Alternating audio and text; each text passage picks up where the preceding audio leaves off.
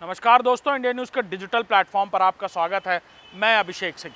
26/11 हमलों के मास्टरमाइंड तहव्वुर राणा को प्रत्यर्पित कर अमेरिका से भारत लाया गया। 18 दिन की कस्टडी रिमांड में लगातार उससे पूछताछ चल रही है और एनआईए की इस पूछताछ में तहव्वुर राणा कई सारे बड़े खुलासे कर रहा है। बीते दिनों डेविड कोनमैन हेडली और तहव्वुर राणा की बातचीत से जुड़ी जानकारी सामने आई थी कि कैसे वो निशाने हैदर दिलवाना चाहता था उन लश्कर तैयबा के आतंकियों को जिन्होंने ये 26/11 अटैक किया, अंजाम दिया। और अब तहव्वुर राणा से हुई पूछताछ में एनआईए को जानकारी मिली है कि अटैक से ठीक पहले तहव्वुर राणा दुबई गया था और दुबई में वो जिस शख्स से मिला, उस शख्स को इस अटैक के बारे में पहले से पूरी जानकारी थी। तहव्वुर राणा पूछताछ में बताया कि जब वो दुबई पहुंचा तो एक लंबी चौड़ी गाड़ी और पूरा इंतजाम उसे लेने पहुंचा और सूत्रों की माने तो तहव्वुर राणा ने बताया कि उस व्यक्ति को भी इस अटैक के बारे में सब कुछ पता था।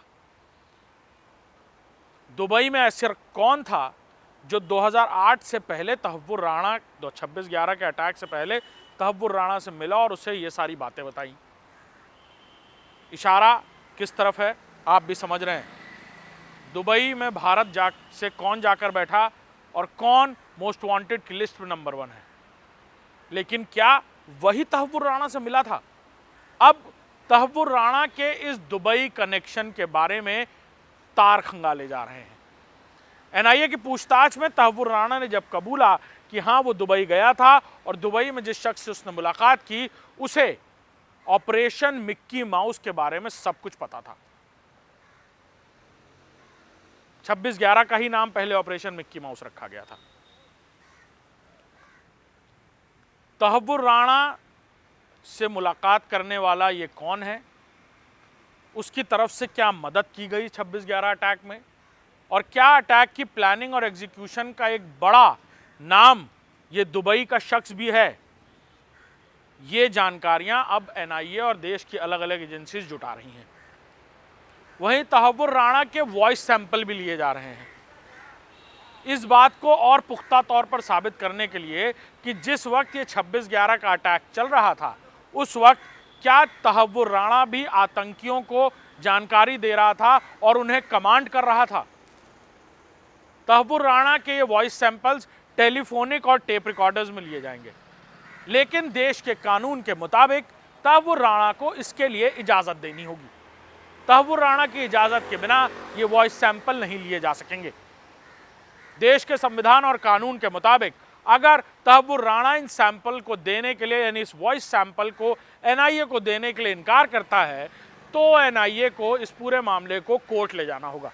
एनआईए की स्पेशल कोर्ट में इस बात को बताना होगा कि तहव्वुर राणा ने वॉइस सैंपल देने से इनकार कर दिया है, जिसे चार्जशीट का भी हिस्सा बनाया जाएगा और जो तहव्वुर राणा की कानूनी मुश्किलें आने वाले दिनों में और बढ़ा देगा, क्योंकि कोर्ट की तरफ से यह समझा जाएगा कि तहव्वुर राणा इस कॉन्स्पिरेसी में पूरी तरह इन्वॉल्व है और शायद यही वजह है कि वो जांच में अपने वॉइस सैंपल्स देने से इनकार कर रहा है।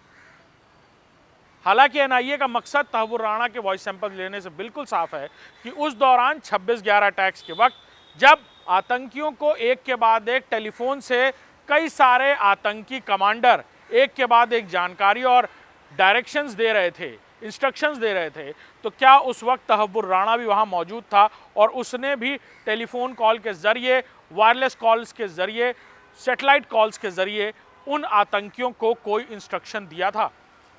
26/11 अटैक से जुड़े हुए कई सारे टेलीफोन कॉल्स और इंटरसेप्शंस एनआईए के हाथ हैं, जिनसे मिलान करके तहव्वुर राणा के भी वॉइस सैंपल्स की जानकारी की जा सकेगी। सूत्रों की माने तो तहव्वुर राणा के बारे में ये जानकारी मिली थी कि उस वक्त 26/11 के अटैक में तहव्वुर राणा ने भी आतंकियों को ये इंस्ट्रक्शंस दिए थे कि खिड़की के पास और कई जगह हैंड ग्रेनेड फेंकने से भारतीय मीडिया जो बाहर देख रही है ताज होटल के, वो सब कुछ देख पाएगी और इससे और दहशत फैलेगी। लेकिन जांच के बाद यह और पुख्ता हो पाएगा अगर तहव्वुर राणा अपने वॉइस सैंपल्स देता है।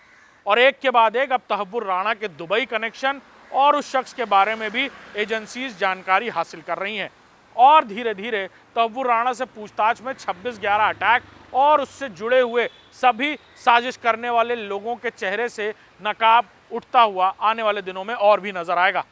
नमस्कार।